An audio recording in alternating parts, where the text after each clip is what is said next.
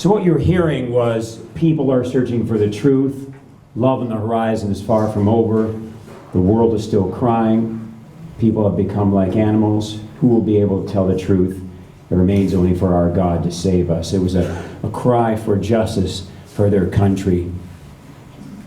Congo has 80% of the world's coltan and 50% of the world's cobalt. And while that doesn't mean much to you as you pick up your phone today, that's what it means.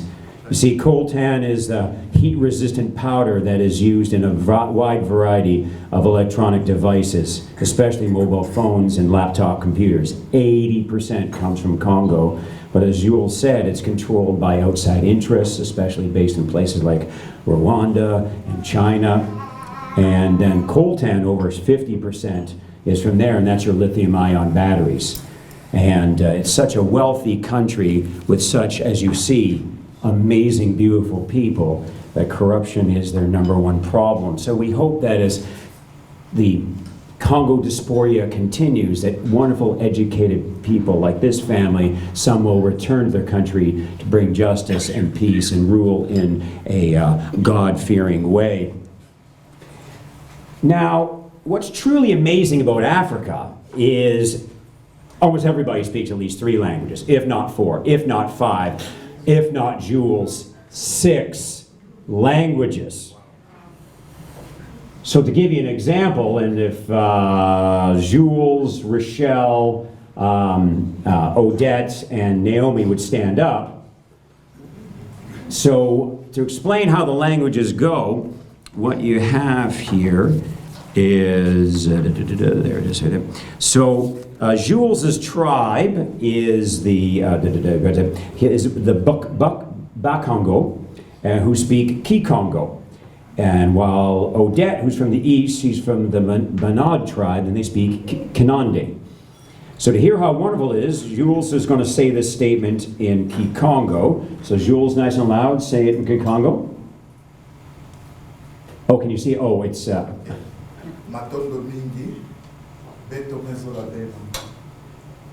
Then Odette has another mother tongue. It is Swahili. That is the language of Eastern Congo and the language of Goma, where they lived up to 2011. So in Swahili, Odette would say this line. Asante sana, tunawapenda sana. To which then Rochelle would understand that, but then would say it in Lingala, which is the language of Western Congo, the language of the streets of Kinshasa, and she would say, to which then Naomi could say the same verse, but this time en français, which is the unifying language of the entire country and the language of English, and she would say, to which then they would translate it for me, Liz, and can you translate it for everybody? It is, thank you very much. We love you. yeah, and they want to say that to all of you.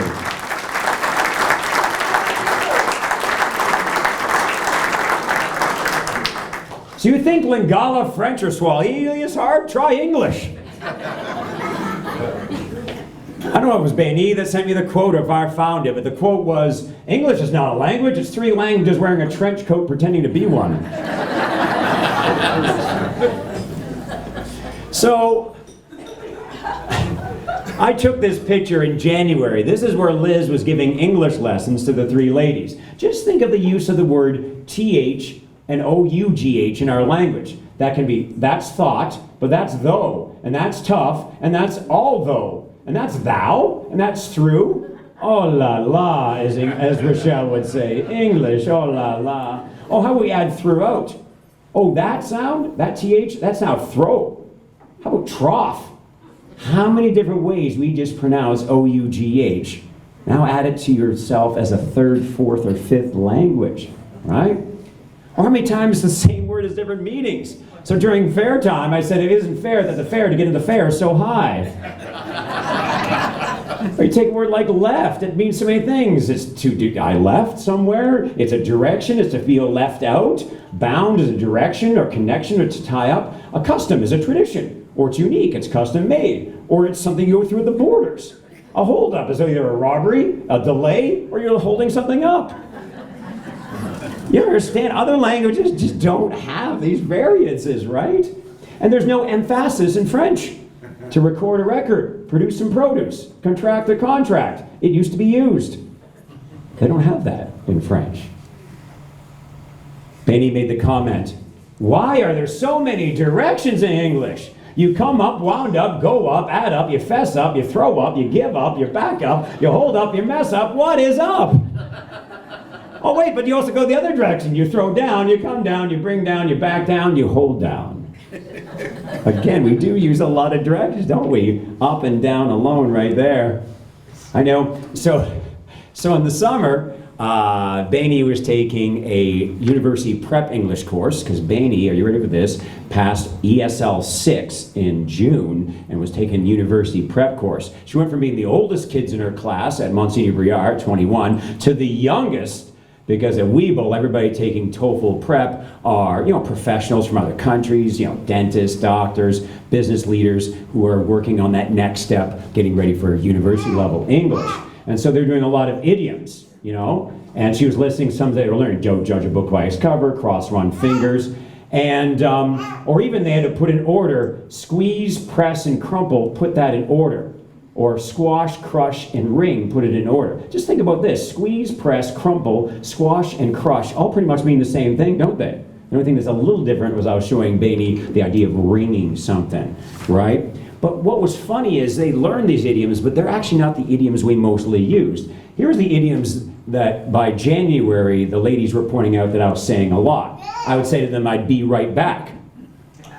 Like that's an idiom, right? Like there's a direction there. Be could also be an insect. Back might, think about it. Like you start to realize, I would say to them, I'd get on it. You bet. Look it up. Hang on. Figure it out. You're being silly. But then we'd have some confusion. So yes.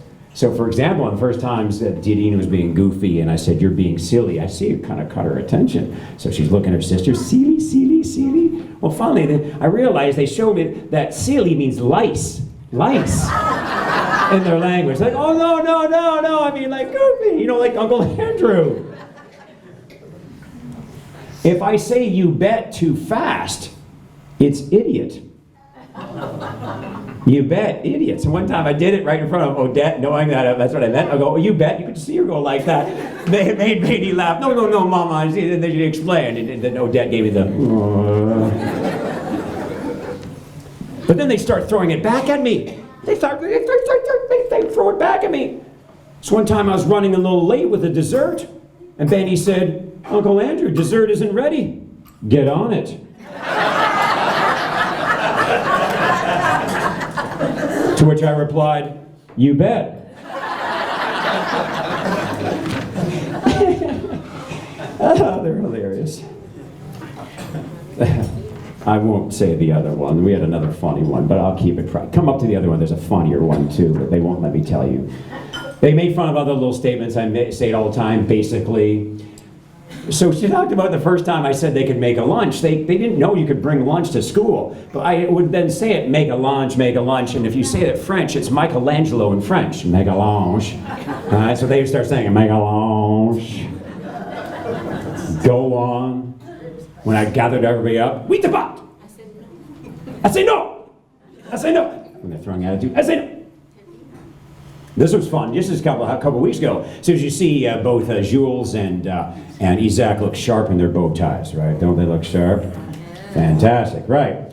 And so I look at Isaac and I said, what's a bow tie in French? He said, noué. I said, noué, how do you spell that? N-O-E-U-D. Ne. I was like, there's a D in ne? And then Rochelle trying to explain to silly Uncle Andrew, just like in retard, which means late. There's no silent D. I said, silent D? Like, what's the point of a silent D? That's just so odd. To which Rochelle threw it back to me. Well, why is there a K in no? And then I said, I don't know. And I say no. Very, very quickly, one of the craziest stories they told me was, So in April, Tori and the three ladies joined me at a conference down in Kitchener, and we were going to stay in a hotel. So they had their own hotel room, and me and Tori had our own room. I said, have you ever stayed in a hotel before? It was Shell's exact words. Only that time we had to run away from the volcano and go to Rwanda. Pause. I have never heard anybody in my life make the statement, run away from the volcano. But it's true. Look it on the internet. The greatest volcanic eruption that affected a town in the history of the world, maybe even since Pompeii, was the Nyiragongo volcanic eruption in Goma, Congo, 2002. So Benny would have been 4, Rochelle 3, and Baby Dean would have been 1. When Jules and Odette had to run away, look at this lava flow. It destroyed 15% of the city, went right through the downtown, wiped it out. As Jules said, if it wasn't for the nearby lake, it would have spread out, destroyed everything. Right? Look at this. They're just walking on dried lava.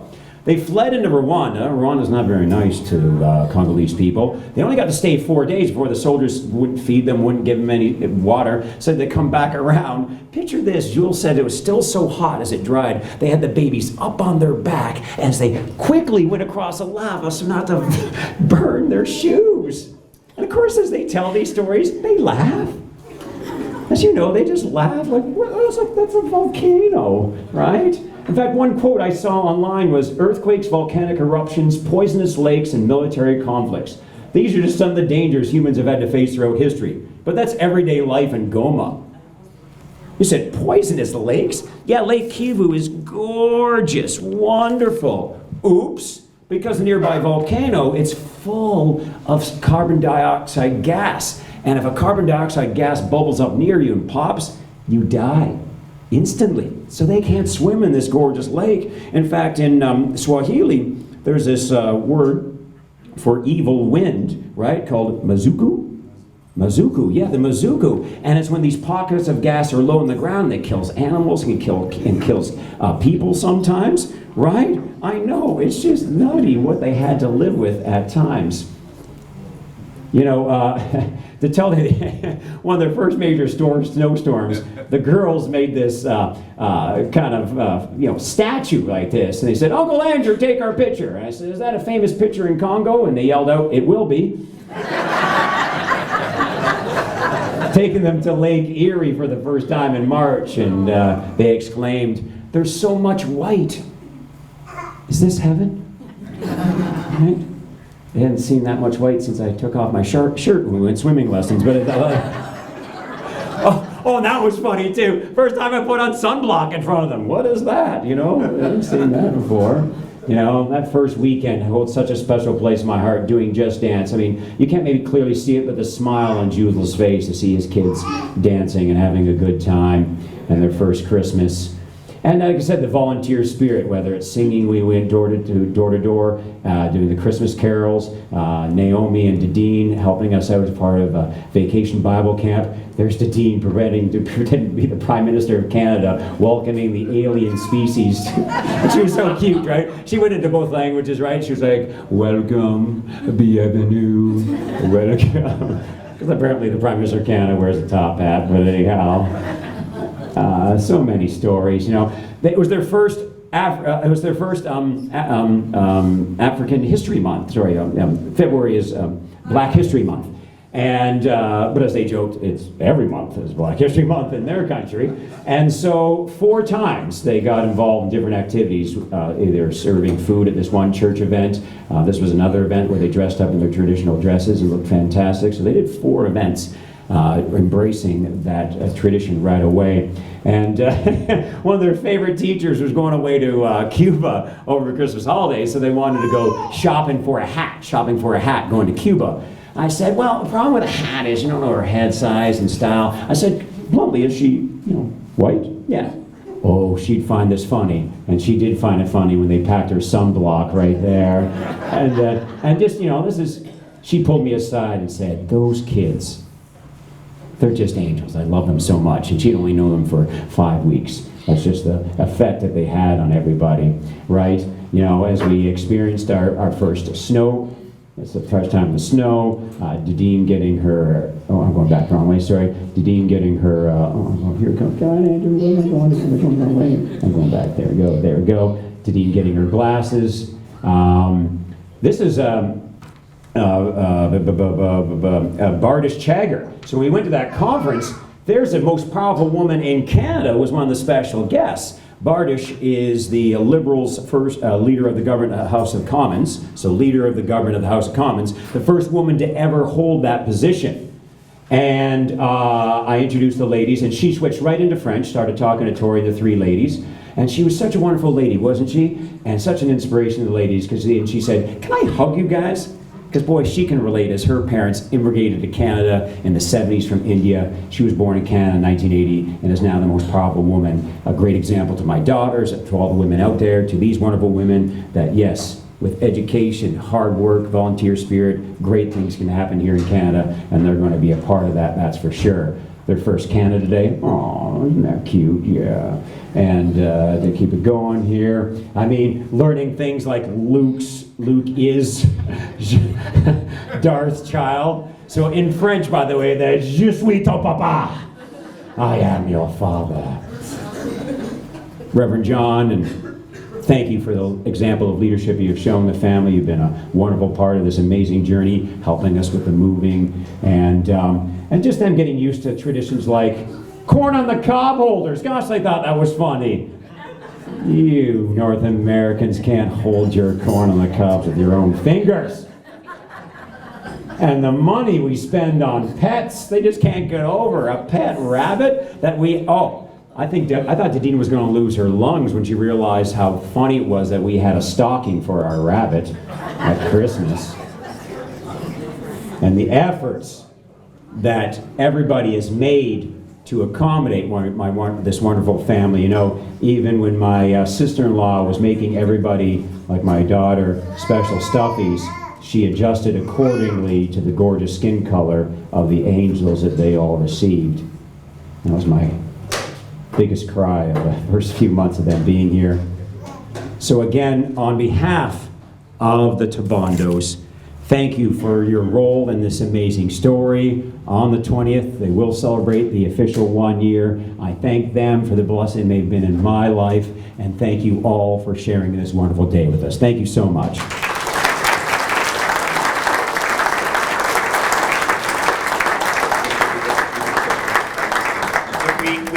We have a small token of appreciation, a card and a gift. So to you, Andrew and Jules and your entire family, for your presence and for these wonderful stories, deep appreciation from all of us.